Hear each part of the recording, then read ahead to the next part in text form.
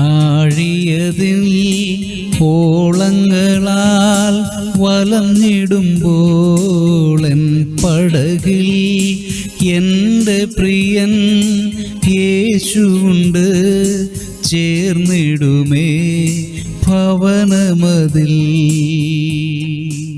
വിശുദ്ധ മർക്കോസ് 5:1. അവർ കടലിന്റെ അക്കരെ ഗദരദേശത്ത് എത്തി.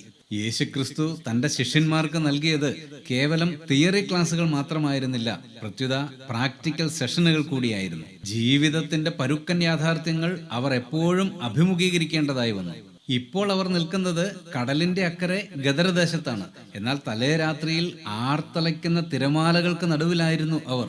ഇനി അവർ നേരിടാൻ പോകുന്നതോ 6000 ഭൂതങ്ങൾ ബാധിച്ച ഉഗ്രരൂപിയായ വ്യക്തിയെയും തങ്ങളോട് തീരെ താല്പര്യമില്ലാത്ത ജനക്കൂട്ടത്തെയും.